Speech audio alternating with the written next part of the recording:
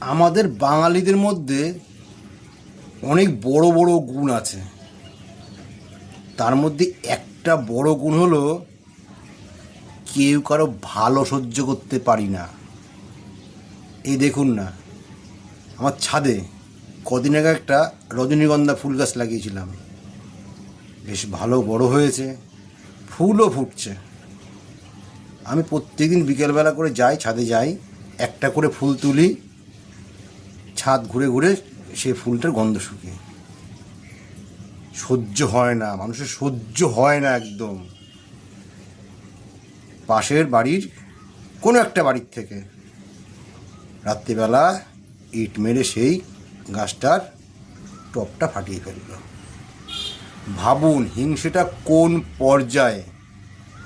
আমি অবশ্য কাউকে কিছু বলিনি, কারো নামও বলিনি, কেন ফাটিয়েছে, কখন ফাটিয়েছে, আমি কিচ্ছু বলিনি। আমি বিকেলবেলা জানতে পারলাম কেউ একজন বলেছে সে নাকি 3 মাস আগে তার বাড়ির ছাদে আমের আচার রোদ দিয়েছিল। সে কী করতো, প্রত্যেক দিন বিকেলবেলা উঠতো ছাদে, সেই বয়াম থেকে একটা করে আম বার করতো, ছাদ ঘুরে ঘুরে সেটা খেত।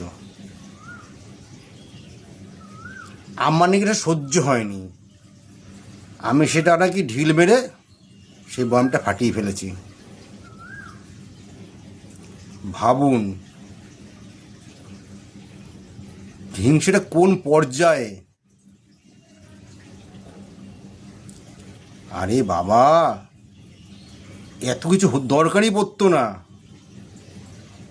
যে তখন যদি একটা করে আম আমাকে দিয়ে দিত, তাহলে তো আজকে এই সমস্ত ঢিলাঢিলি দেখতে হতো না। ছি ছি ছি ছি, ভাবা যায় সমাজের কি অবস্থা।